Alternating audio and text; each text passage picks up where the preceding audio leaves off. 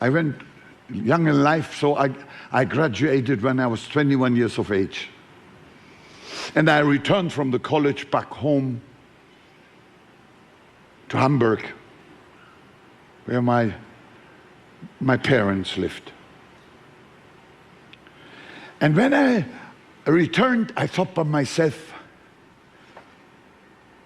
I'm going to plan it in such a way that I have one day in London, in the United Kingdom, to do some sightseeing.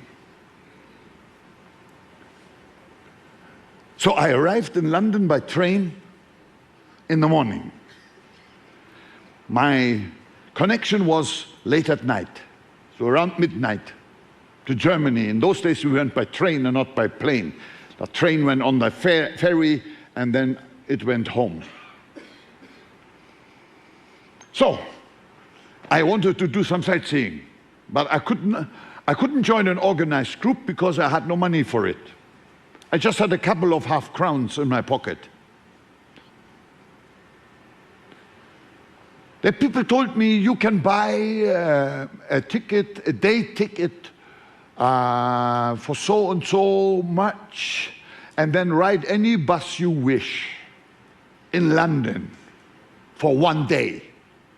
Well, that suited me. I had that money. I bought the ticket and I got into those double-decker buses. Anyone didn't know where it went.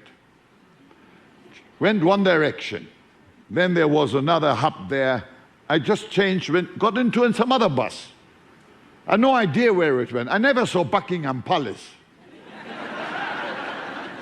Went that direction, I changed that direction, it changed that direction, and that direction, and that direction. For hours. After a couple of hours, I thought I need to stretch my legs. I walked off the bus and walked into a residential area in London. At that time, a city of 10 million people. And as I was walking through this pleasant suburb of something, I passed a house and I saw a nameplate outside. I read George Jeffreys. George Jeffreys. I mean, I came fresh from college. I had learned about George Jeffreys.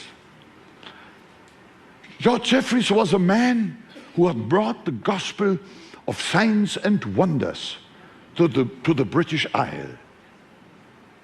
I'd read his book. That touched my heart.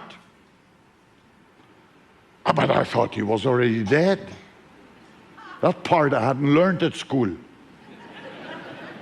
So I said, well, Jeffreys is a very common name in Britain. There will be thousands of Jeffreys, and George, even more. There must be thousands of George Jeffreys in Britain. But a still small voice said to me, you've got plenty of time. Why can't you find out? So I walked through the front garden and I pressed the bell. And a lady opened. I said, ma'am, my name is Reihnard Bonnkey. May I ask a question?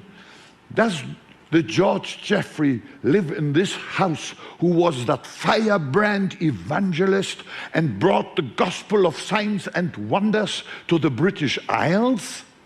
She said to me, yes. Oh, I said, may I please see him?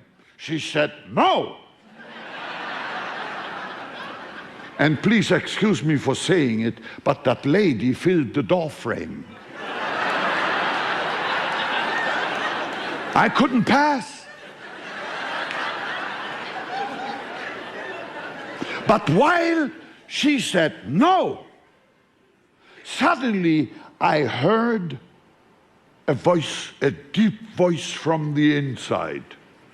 Let him come in.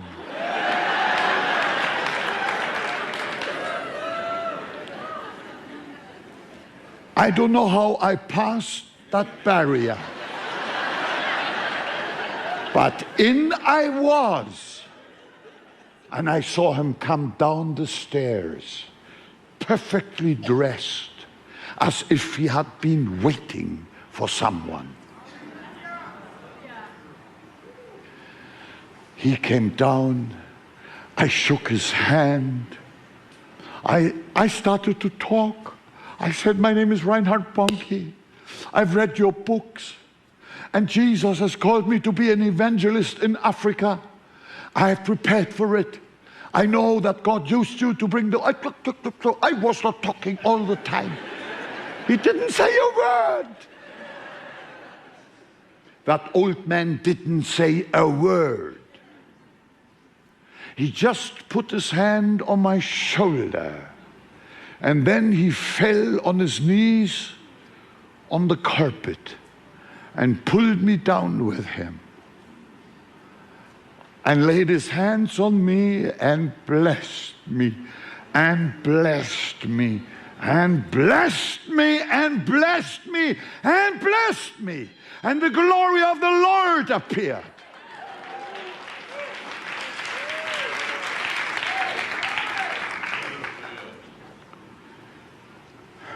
I left half an hour later.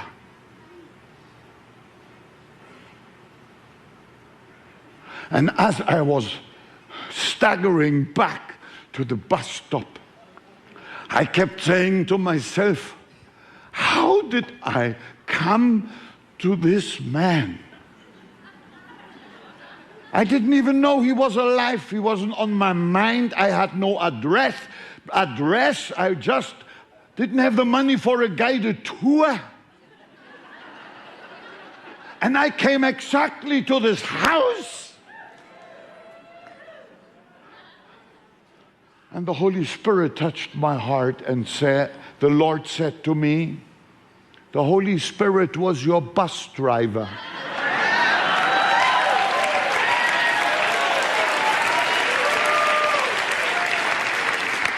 It sounds like a fairy tale, but it is the truth before God.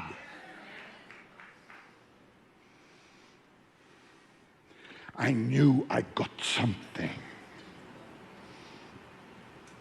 That night at midnight, I caught the train at Victoria Station in London to go back home. I arrived in Hamburg the next day. My father was at the station to come and pick me up. We greeted each other. I hadn't said anything of my experience. My father said, Reihnard, I just had a call. They say George Jeffreys died in London.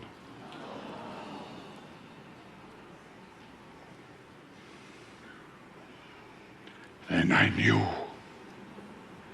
I had picked up a mantle.